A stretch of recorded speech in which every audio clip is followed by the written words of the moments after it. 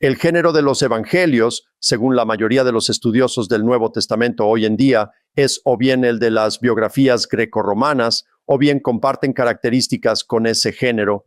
Están estrechamente relacionados con él. Ahora bien, la pregunta sería, ¿por qué biografía grecorromana y no biografía judía? Bueno, por alguna razón que hoy desconocemos, los judíos eran muy reacios a escribir biografías de sus sabios. Tenemos 4 del primer siglo y luego ya no tenemos ninguna. Hasta los tiempos modernos, según Louis Feldman, quien es uno de los principales estudiosos judíos hasta que falleció hace algunos años. Así que tienes la vida de Moisés, que se parece más a los evangelios. Luego tienes la vida de Abraham, la vida de José, que son muy diferentes, son más como comentarios sobre las escrituras. Ni siquiera se centran en un solo individuo. Así que es difícil incluso llamar las biografías. Por ejemplo, la vida de Moisés y luego tienes la vida de Josefo, que es una autobiografía. Y ambas se ajustan bastante al resto de las biografías grecorromanas. Así que ya sea que quieras llamarlas grecorromanas, las llaman biografías grecorromanas. Porque casi todas las biografías escritas en esa época fueron escritas por griegos o romanos, por eso se llaman biografías grecorromanas. Pero si solo quieres llamarlas biografías antiguas, está bien. Así que se las considera biografías antiguas. Porque en primer lugar se centran en un solo individuo, en lugar de una época o una guerra, cosas así. Así que si se enfocan en un solo individuo, van a ser una biografía y no una historia. En segundo lugar, la extensión promedio es la misma, normalmente entre 10,000 y 25,000 palabras. Bueno, en la autobiografía de Josefo la cosa es diferente. Creo que son como 80, unas 1,000 palabras. Pero claro, como es su propia vida, tiene un montón de contenido. Además, él es testigo presencial. Pero la mayoría de las biografías antiguas tenían entre 10,000 y 25,000 palabras, y los evangelios encajan en ese rango. Marcos llegó como a unas 11,000, siendo el más corto. Lucas siendo el más largo, con aproximadamente 18,000, 19,000 palabras. Entonces, normalmente no se sabe mucho, no se habla demasiado sobre la infancia de una persona. Normalmente se empieza desde su nacimiento y su familia, quién era su familia, y luego, boom, inmediatamente se lanza a la inauguración de su carrera pública, ya sea como político, militar, filósofo, algo así, o en la religión. Así que alguien podría decir, bueno, ¿por qué los evangelios nunca hablan sobre la juventud de Jesús? ¿Por qué la única historia que encontramos sobre la juventud de Jesús es Jesús enseñando en el pueblo o simplemente estando ahí escuchando en el templo a los 12 años? Quiero decir, de repente, boom, Jesús está siendo bautizado por Juan el Bautista. Eso es lo siguiente que oímos al respecto. Y la razón es que, al ser biografías antiguas, no les interesa la infancia. El objetivo es ofrecer historias sobre lo que esta persona dijo e hizo que pongan de manifiesto su carácter.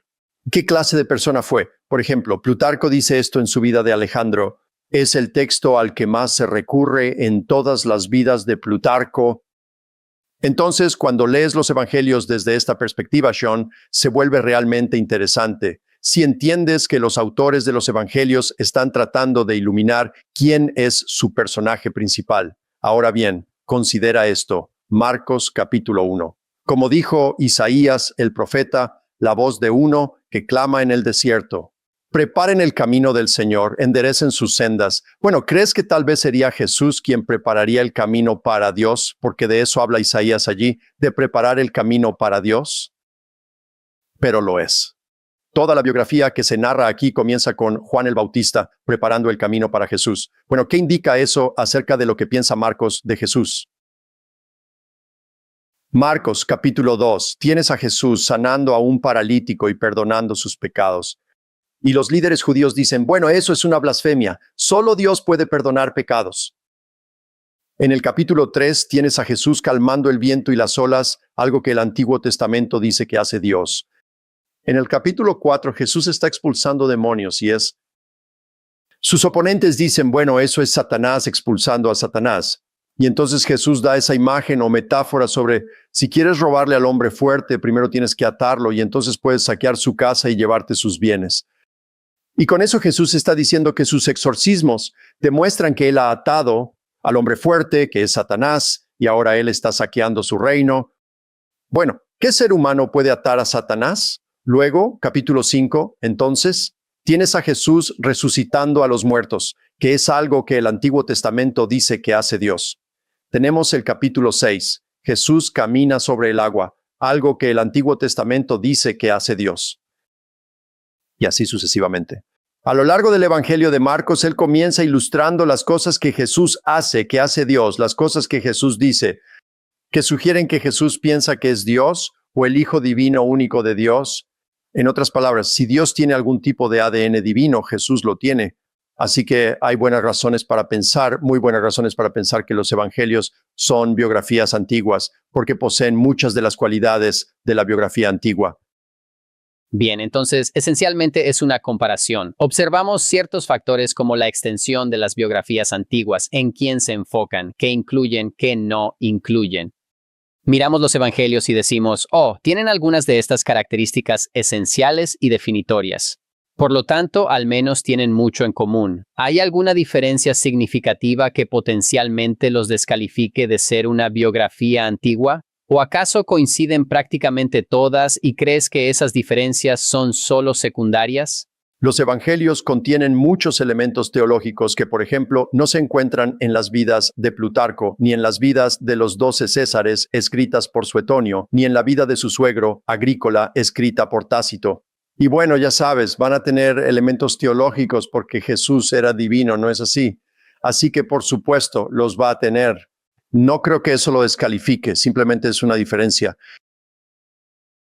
No sé si esa diferencia es lo suficientemente significativa como para descalificarlo de ese género. Así que eso sería una cosa.